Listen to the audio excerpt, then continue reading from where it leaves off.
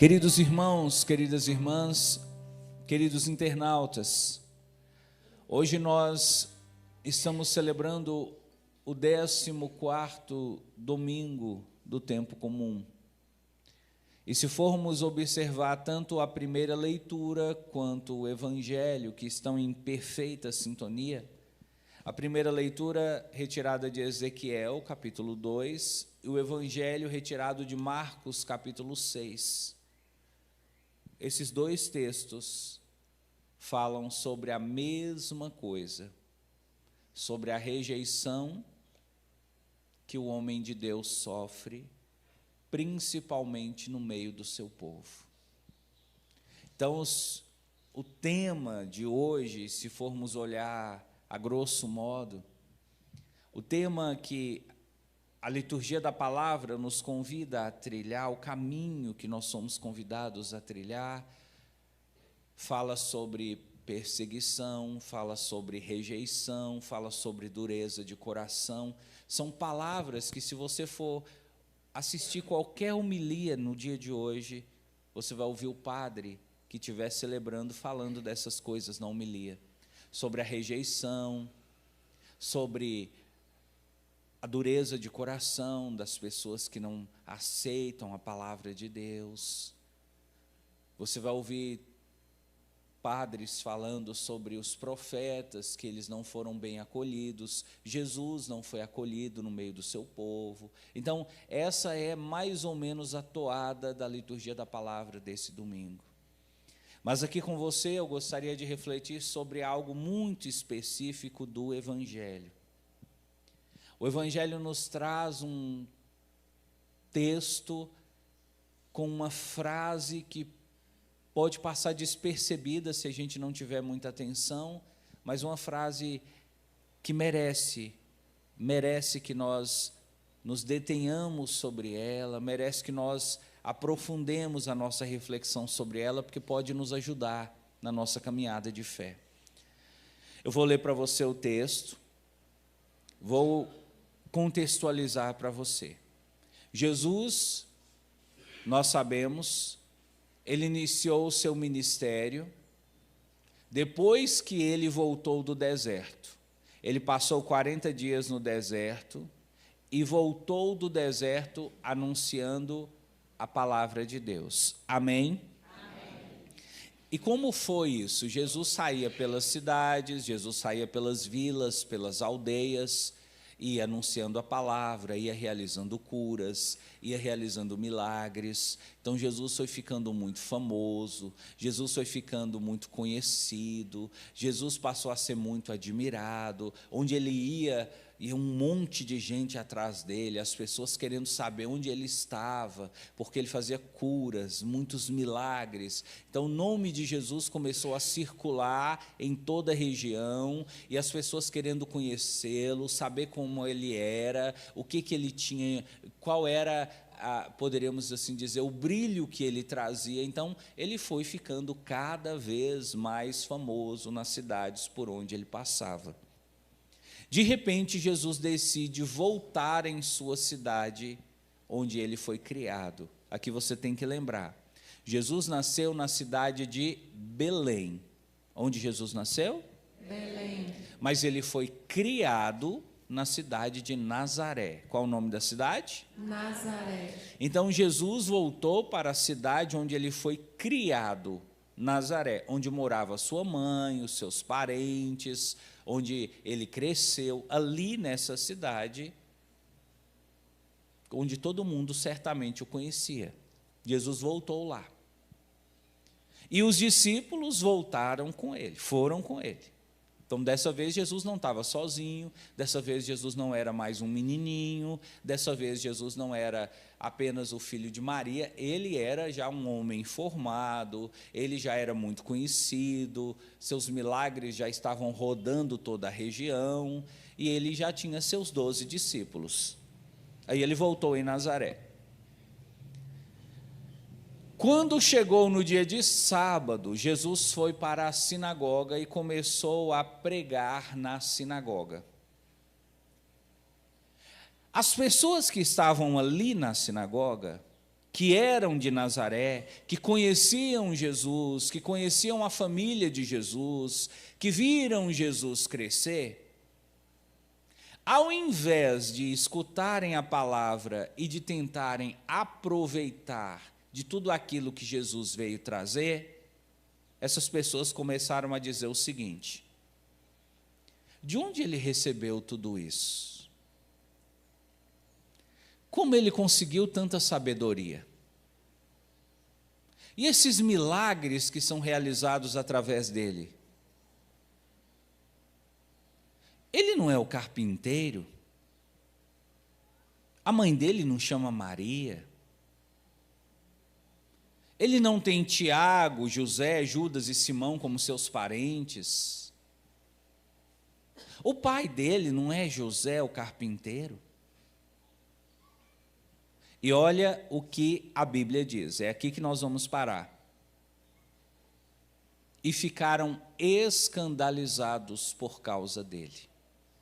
Jesus ali pregando, Jesus falando de Deus, Jesus anunciando coisas maravilhosas que ninguém nunca tinha falado, Jesus falando com uma sabedoria que homem nenhum possuía, e eles ficaram escandalizados por causa de Jesus.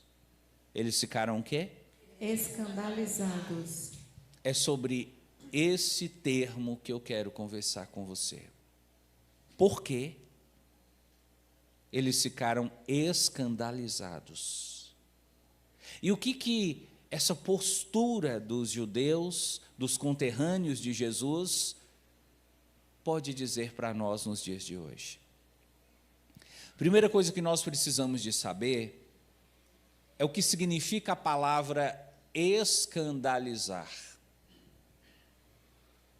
Escandalizar vem de uma outra palavra, qual é? Escândalo. Então aqui você já consegue tirar alguma coisa dizendo: escandalizar é causar escândalo. Mas o que é um escândalo? Na nossa mente, popularmente falando, escândalo é quando alguém comete um ato imoral, faz uma coisa muito feia, que impressiona todo mundo. Por exemplo, o homem era casado, o homem estava na igreja todos os dias, e de repente o homem foi pego no flagra com um amante pela sua própria esposa. A esposa, que viu esse homem fazer uma coisa errada, que viu esse homem agindo de uma maneira que não se esperava dele, ficou escandalizada, ficou assustada, ficou indignada, ela ficou sem acreditar. Para nós, o escândalo é quando acontece uma coisa muito grave, uma coisa muito feia, que a gente fica sem acreditar. Então perceba, o sentido da palavra escândalo para nós está associada a coisas ruins, a coisas feias, a coisas imorais, a coisas inaceitáveis que alguém faz, que alguém fala ou que acontece. Escândalo, então, popularmente, e resumindo, é algo muito feio que acontece e que nós temos dificuldade de acreditar. Amém? Amém. Mas se você for pegar essa palavra no seu original, a palavra escândalo, ela vem do grego. Se você for pegar no grego, você vai ver que escândalo é outra coisa. Escândalo não é um ato imoral que me deixa impressionado. Esses dias, por exemplo, eu estava conversando com uma moça que me dizia que ela viu acontecer com alguém que ela admirava muito, um fato muito triste, que ela não esperava, ela não imaginava que aquela pessoa fosse capaz de fazer aquilo, e ela ficou escandalizada. Ela disse: padre, eu fiquei 2 dias sem conseguir dormir, só pensando naquilo. Para o grego, a palavra escândalo, olha que interessante, Dona Maria. Sabe o que significa? Pedra de tropeço. Então vem comigo, ajuda o padre, mergulha comigo nisso aqui. Para o grego, a palavra escândalo significa o quê? Pedra de tropeço. Então veja, vamos lá, devagar. Para o grego, o escândalo é uma pedra no seu caminho. Então perceba, no nosso dia a dia, nós podemos nos encontrar com pessoas que representam pedras. E o que é uma pessoa que representa pedra? Uma pedra no caminho, você sabe, é algo que dificulta a sua passagem. Você quer ir, mas aquela pedra está lá, então você tem que contornar, você tem que ficar pensando em como fazer. Então, a pessoa que é uma pedra no nosso caminho, ela é uma pessoa que torna a nossa vida mais difícil. Por exemplo, você tem um patrão e o seu patrão é muito exigente, cobra muito de você, pega muito no seu pé, ele é uma pedra no seu caminho. Amém? Amém.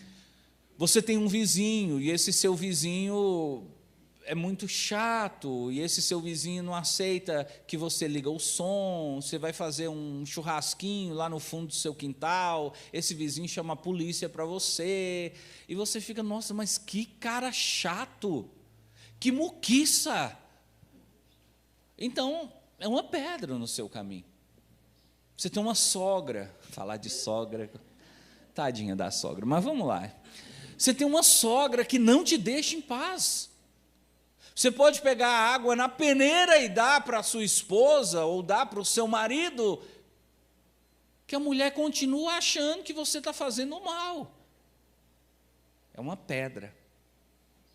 Então, o escândalo é uma pedra, é algo que aparece no seu caminho e que gera algum incômodo em você.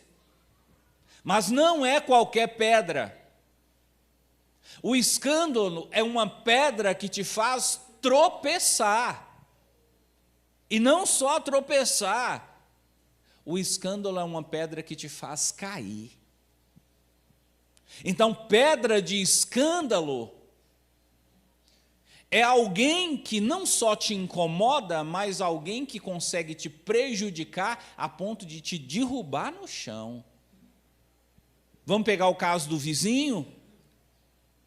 O vizinho que é pedra de tropeço, veja, não é só pedra, pedra de tropeço, é aquele vizinho que faz você chegar ao ponto de vender sua casa para morar em outro lugar porque você não suporta.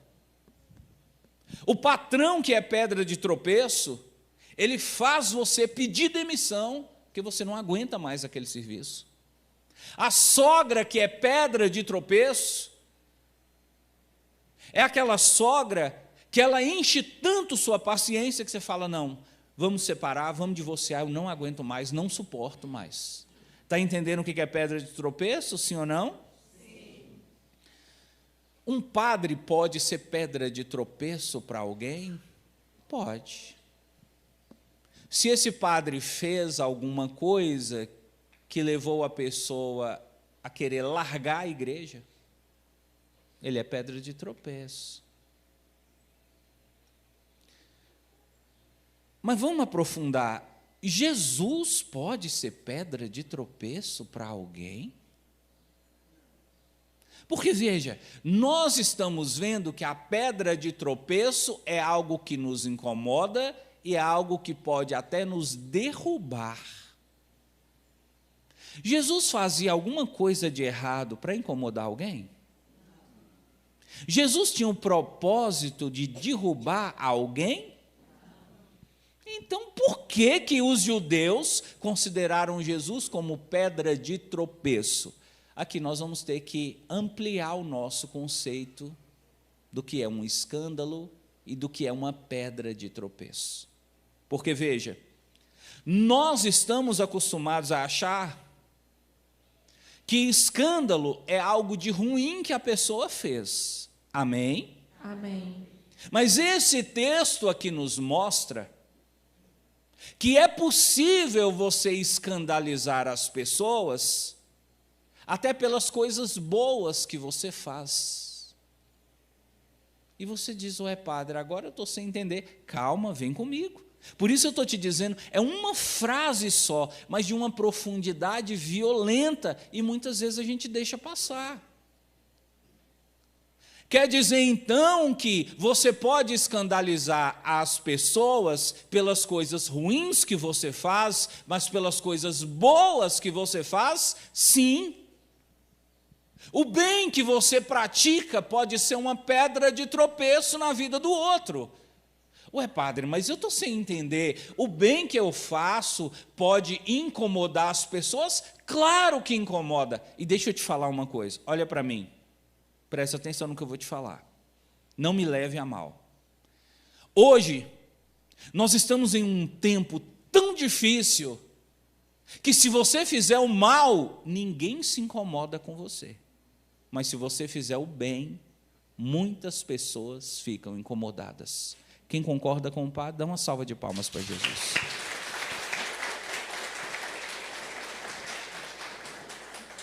Hoje é mais provável que as pessoas fiquem incomodadas com você pelo bem que você faz do que pelo mal que você faz. Vou dar um exemplo bem assim aleatório, só para você entender. Se de repente as pessoas descobrem que o seu filho está usando droga, que o seu filho está na boca de fumo, que o seu filho virou traficante, muita gente não vai nem importar. Talvez algumas pessoas vão até gostar e falar, vai, coisa boa, ela não quer ser a boazona, ele não quer ser o bonzão, não acha que a família dele é a melhor família do mundo, que a família dele está acima do bem e do mal. Ah lá, o filho dele usando droga, usuário de droga, traficante, vendedor de cocaína. Agora, se as pessoas ficarem sabendo que o seu filho montou um grupo para levar comida nos hospitais, para visitar o asilo, para ajudar as famílias carentes. Se as pessoas do seu bairro, da sua rua, ficam sabendo que o seu filho passou em primeiro lugar no vestibular para medicina, que o seu filho passou no concurso, que o seu filho conseguiu, antes de todo mundo da família, abrir uma empresa, construir sua casa, comprar o carrão do ano, isso pode incomodar muita gente. Pode ser uma pedra na vida das pessoas.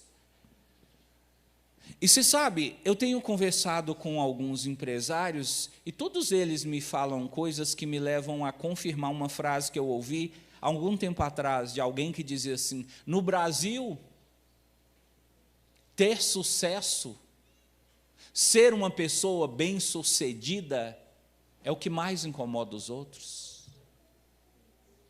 Se você for um pobretão, se você for um pé rapado, se você for um Zé Ninguém, as pessoas não vão se incomodar com você, vão até gostar, mas se você crescer na vida, se você se destacar, se você começar a brilhar, se você começar a chamar atenção, se você começar a ficar famoso, a ficar popular, se você começar a ter muitos seguidores nas redes sociais, muitos seguidores no Instagram, se você fizer vídeos, seus stories, e isso começar a dar muitas curtidas, pode ter certeza, você vai virar pedra para alguém. Aí você diz, mas padre, e como é que o bem que eu faço pode me tornar uma pedra de tropeço? É quando você começa a incomodar tanto as pessoas. É quando você, com o seu sucesso, com o seu brilho, você começa a incomodar tanto as trevas que as pessoas carregam dentro de si, que essas pessoas caem. Elas se sentem prejudicadas, elas se sentem ofendidas. Não apenas um incômodo, não é que você incomoda aquela pessoa porque você tem o que ela não tem, não é que você incomoda aquela pessoa porque você conseguiu o que ela não consegue. é que você, com seu brilho, você brilhou tanto que você cegou aquela pessoa e você derrubou aquela pessoa. Por que Jesus se tornou pedra de escândalo? Porque Jesus brilhava tanto que a luz de Jesus incomodava a ponto das pessoas se cegarem e caírem no chão. Eu não sei se já aconteceu isso com você. Você está num ambiente muito escuro e você sair num ambiente muito claro, um ambiente cheio de luz. Quem já passou por isso, diga amém. Você já percebeu que quando você sai na luz de uma vez, você não consegue enxergar direito? Sim ou não? Sim. E nessa hora que você não consegue enxergar direito, é possível você até cair, se você não tomar cuidado. Então, o que o texto está dizendo é isso. Jesus, ele tinha um brilho, Jesus tinha uma luz, Jesus, ele tinha um talento, Jesus tinha uma sabedoria, Jesus tinha dons, Jesus tinha uma riqueza tão grande que cegava as pessoas que andavam nas trevas. Ô padre, mas cegava como assim? Cegava de inveja. Olha, meu irmão, o grande perigo que você corre quando começa a brilhar é que você pode incomodar tanto os invejosos a ponto deles ficarem cegos, deles caírem, deles não conseguirem mais suportar a sua presença e começarem, inclusive, a tramar um jeito de te destruir. Aí você diz, nossa, padre, agora eu fiquei preocupado, porque nesse mundo que nós estamos, tanta maldade, as pessoas tão maldosas, o que o senhor acha que eu tenho que fazer? O senhor acha que eu deveria procurar essa pessoa e tentar explicar para ela que não tem nada a ver, que eu tenho dom, mas que ela tem também? Vamos dar um exemplo aqui, 2 irmãos. Um irmão passou em primeiro lugar na prova, um irmão fez faculdade, ganha muito dinheiro, um irmão bem-sucedido, e o outro até agora não saiu de casa, e o outro depende do papai e da mamãe para comprar até a comida para ele comer, o outro não tem condição de fazer serviço nenhum, não conseguiu terminar a faculdade, não conseguiu emprego. Esse irmão, ele fica tão incomodado com o outro que é bem-sucedido, que ele começou a sentir ódio, e começou até a falar de morte, que esse irmão podia morrer, podia dar um câncer, podia bater o carro, podia uma carreta passar em cima dele. A pessoa que começa a sentir muita inveja, pessoal, ela fica cega pelo ódio, ela começa a desejar o mal para o outro. Aí, de repente, porque você tem um irmão que não conseguiu o que você conseguiu, você diz assim, ô padre, mas será que se eu sentasse com esse irmão e conversasse com ele, e falasse assim, deixa eu te falar, não tem nada a ver, o fato de eu ter conseguido as coisas e você não conseguiu, não significa que eu sou melhor do que você, ou que eu sou mais abençoado, ou que Deus gosta mais de mim, todos nós somos iguais. Deixa eu te falar uma coisa, não adianta você conversar com pessoas que te consideram como pedra de tropeço, não adianta. É perda de tempo, é como enxugar gelo, ensacar fumaça, não adianta. Você acha que se adiantasse, Jesus não teria reunido esse pessoal e falado assim, ô pessoal, vem cá, deixa eu explicar para vocês uma coisa, não fica pensando nessas bobagens não. Não fique incomodado comigo porque eu falo bonito, porque eu faço milagre, não. Vocês também, se vocês orarem, se vocês se santificarem, vocês vão conseguir. Jesus sabia que isso não dá certo, que não adianta. A pessoa, quando ela vê você como uma pedra de tropeço, você pode aparecer vestido de ouro, que não vai adiantar, ela não vai mudar, ela vai conseguir, ela vai continuar incomodada com você. Amém? Amém. Ô padre, o que fazer então? Se aquela pessoa ela não vai mudar com nada que eu falar, se o que eu falar não vai adiantar em nada, o que fazer? Jesus vai dizer o que fazer. Olha o que o texto diz. Ali não pôde fazer milagre algum. Repita. Ali não pôde fazer milagre algum. Quando a pessoa te vê como pedra de tropeço, quando a pessoa se sente incomodada com você a ponto de não suportar a sua presença, não tem nada que você possa fazer por essa pessoa. Nada de concreto que você possa fazer. Claro, você pode orar por essa pessoa, você pode colocar essa pessoa nas suas intenções de missa, você pode, no seu terço, colocar a vida dessa pessoa, mas não adianta você ficar dando presente, não adianta você ficar mandando mensaginha, não adianta mandar áudio, gravar vídeo para aquela pessoa, mudar o jeito que ela te enxerga, não adianta. Ela vai continuar te vendo como pedra de tropeço. Ô padre, o que eu faço então? Se afasta. Se afasta, padre?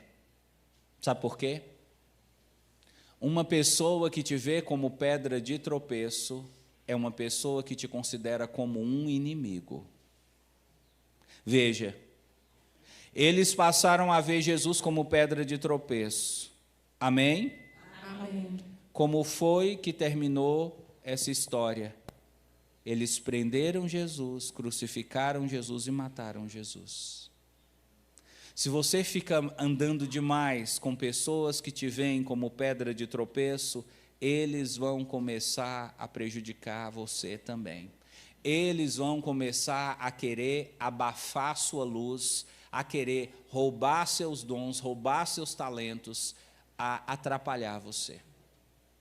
Eu já cheguei a dizer para uma pessoa que veio me procurar, dizendo assim: padre, dentro do meu serviço, eu estou sofrendo uma perseguição muito grande. Olha essa história, para você entender. Dentro do meu serviço, eu estou sofrendo uma perseguição muito grande. Eu tenho uma facilidade de falar, eu tenho uma facilidade de convencer as pessoas. Então, as minhas metas de venda, eu bato facilmente, os meus colegas não batem. Eles não batem essa meta como eu bato. Então, eu ganho uma comissão que está sendo quase 2 vezes o meu salário. E eles estão revoltados, indignados comigo. Padre, eu tenho medo até de beber água no meu serviço, medo de que eles tenham colocado algum veneno na água que eu tomo. Eu vivo num ambiente de trabalho que eu não posso falar nada. Eu chego com medo, eu vou embora assustado.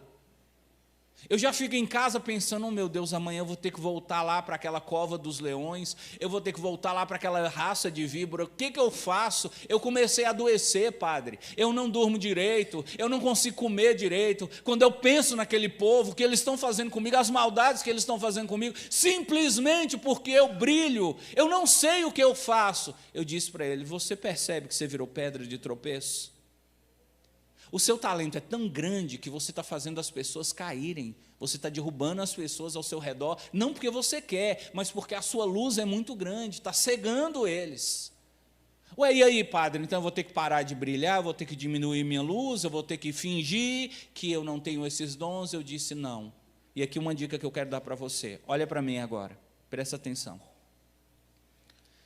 Ninguém merece que você deixe de ser quem você é para agradar ou para ficar perto dessa pessoa. Nenhum emprego, nenhum casamento, nenhuma relação familiar é digna o suficiente para você ter que se anular a ponto de deixar de ser quem você é, a ponto de adoecer só para poder manter uma convivência. Eu disse para ele: você quer que eu seja sincero? Bem sincero, pede demissão, sai desse serviço, porque você já está adoecendo. Se você continuar lá, você vai entrar em depressão. Esse povo está conseguindo infiltrar na sua mente e está conseguindo atrapalhar você. Então, deixa eu te falar uma coisa. Evitar essas pessoas invejosas, essas pessoas que não aceitam o seu brilho, não é errado, não é pecado, é um direito seu. Você tem o direito de andar com quem te faz o bem. Você tem o direito de se sentir bem naqueles lugares onde as pessoas gostam de você. E você tem o direito de não querer ficar em um lugar onde as pessoas só querem te ferrar. E eu disse para ele: pede demissão. Ô padre, mas eu vou ficar desempregado. Eu disse: não. Se você brilha, se você tem talento, como você está dizendo que tem, meu irmão, se você pegar roupa para vender e sair de porta em porta, você vai continuar brilhando, porque o seu brilho ninguém pode roubar. Olha, meu irmão, olha, minha irmã, tudo que eu estou falando para você é o que a gente vive, é o que eu já vivi, dentro, inclusive, do clero. Certa vez chegou alguém dizendo para mim: olha, padre, suas homilias estão incomodando alguns. Essas orações que você faz, o seu programa Mensagem de Fé, está deixando alguns colegas um pouco irritados. Sabe o que eu te aconselho? Para de fazer essas orações. Celebra uma missa mais rapidinha, não fica pedindo o povo para bater palma. Seja mais normal, seja mais como os outros. E você vai conseguir viver em paz no clero. E o bispo vai parar de te perseguir. Eu me lembrei, sabe de quê? De quando eu era pequenininho, minha mãe disse para mim assim: meu filho, quando você crescer, você vai ver uma coisa. A sua vida inteira vai ser lutar para ser quem você é e para não deixar que o mundo roube de você aquilo que é próprio seu. E minha mãe me pediu quando eu era criancinha: meu filho, aconteça o que acontecer, nunca deixe de ser quem você é. Pague o preço, porque essa vida é muito curta para você viver tentando agradar as pessoas. Essa vida é muito curta para você viver bajulando bispo, padres, só para não ser prejudicado. É melhor você sofrer sendo quem você é, do que viver infeliz com máscara, sendo quem você não é. E quando essa pessoa veio me dizer isso: padre, por que o senhor não celebra uma missa mais comum, padre? Não fica rezando esse tanto, não, fazendo revelação, programa, essas coisas. É isso que está incomodando a galera, padre. O senhor está muito carismático, seja mais tradicional. E eu disse: uma coisa que eu quero ensinar para você. Pois se eu tiver que mudar para agradar os outros, eu prefiro morrer. Eu sou quem eu sou, diante de Deus e diante dos homens. Deus, quando me chamou para ser padre, Deus me chamou do jeito que eu sou. E Deus me ama como eu sou. Então eu não tenho que mudar meu jeito de ser para agradar ninguém. Se a minha luz incomoda, beijinho no ombro para os recalcados, pois eu continuarei a brilhar.